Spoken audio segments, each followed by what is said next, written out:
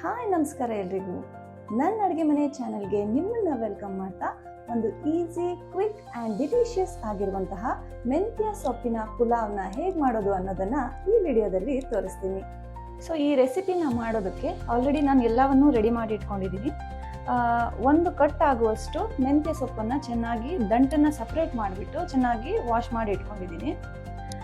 ಆಮೇಲೆ ಇದಕ್ಕೆ ತುಂಬ ಕಡಿಮೆನೇ ಇಂಗ್ರೀಡಿಯೆಂಟ್ಸ್ನ ನಾನು ಯೂಸ್ ಮಾಡ್ತಾ ಇದ್ದೀನಿ. ಶುಂಠಿ, ಬೆಳ್ಳುಳ್ಳಿ ಹಾಗೆಯೇ ಹಸಿಮೆಣಸನ್ನು ಜಜ್ಜಿಟ್ಕೊಂಡಿದ್ದೀನಿ. ಸ್ವಲ್ಪ ಜೀರಿಗೆ, ಹಸಿರು ಬಟಾಣಿ, ಟೊಮ್ಯಾಟೊ, ಆನಿಯನ್ ಹಾಗೆಯೇ ಕೊತ್ತಂಬರಿ ಸೊಪ್ಪು.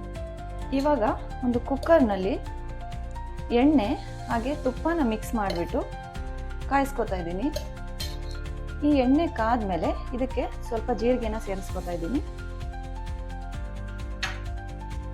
ಇದಾದ್ಮೇಲೆ ಹಸಿಮೆಣಸಿನಕಾಯಿ, ಜಿಂಜರ್ ಮತ್ತು ಗಾರ್ಲಿಕ್ಕನ್ನು ಜಜ್ಜಿಟ್ಕೊಂಡಿದ್ದೀನಿ, ಅದನ್ನು ಹಾಕ್ತಾ ಇದ್ದೀನಿ. ಸ್ವಲ್ಪ ಹಸಿ ವಾಸನೆ ಹೋಗೋವರೆಗೂ ಇದನ್ನು ಫ್ರೈ ಮಾಡ್ಕೋಬೇಕು. ಇದಕ್ಕೆ ಹೆಚ್ಚಿಟ್ಕೊಂಡಿರುವಂತಹ ಆನಿಯನ್ ಹಾಕ್ತಾ ಇದ್ದೀನಿ.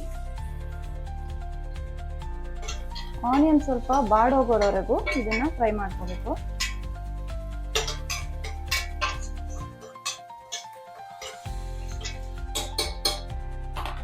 ಈರುಳ್ಳಿ ಸ್ವಲ್ಪ ಫ್ರೈ ಆಗ್ತಿದ್ದಂಗೆ ಹೆಚ್ಚಿಟ್ಕೊಂಡಿರೋ ಟೊಮೆಟೊನ ಮಿಕ್ಸ್ ಮಾಡ್ತಾ ಇದ್ದೀನಿ.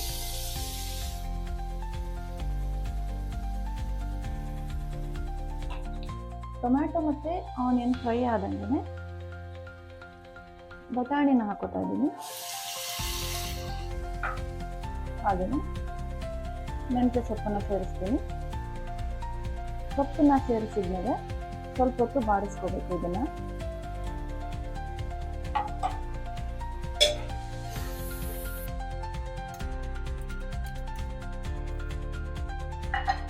ನಾನಿಲ್ಲಿ ಈ ಕಪ್ನಲ್ಲಿ 1.5 ಕಪ್ ಆಗುವಷ್ಟು ರೈಸನ್ನು ತಗೊಂಡಿದ್ದೀನಿ.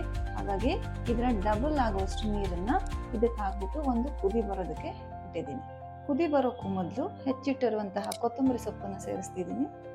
ಇವಾಗ ತೊಳೆದಿಟ್ಟಿರುವಂತಹ ರೈಸನ್ನು ಮಿಕ್ಸ್ ಮಾಡೋಣ.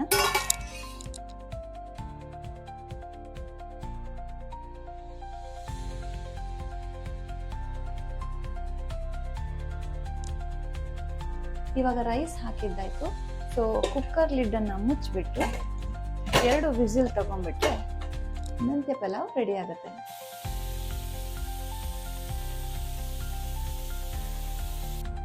ಆ್ಯಕ್ಚುಲಿ ಮೆಂತ್ಯ ಸೊಪ್ಪಿನಲ್ಲಿ ಫೈಬರ್ ಕಂಟೆಂಟ್ ಹೆಚ್ಚಾಗಿ ಇರೋದ್ರಿಂದ ನಮ್ಮ ಡೈಜೆಸ್ಟಿವ್ ಹೆಲ್ತ್ ಇಂಪ್ರೂವ್ಮೆಂಟ್ಸ್ಗಾಗಿರ್ಬೋದು, ಬ್ಲಡ್ ಶುಗರ್ ಲೆವೆಲ್ನ ಕಂಟ್ರೋಲ್ ಮಾಡೋದಕ್ಕಾಗಿರ್ಬೋದು ಮೆಂತ್ಯ ಸೊಪ್ಪು ತುಂಬಾ ಹೆಲ್ಪ್ ಮಾಡುತ್ತೆ.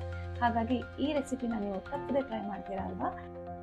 ಇನ್ನಷ್ಟು ಹೆಚ್ಚು ರೆಸಿಪಿಯೊಂದಿಗೆ ನಿಮ್ಮ ಜೊತೆಗೆ ಬರ್ತೀನಿ. ಅಲ್ಲಿ ತನಕ eat healthy and stay happy.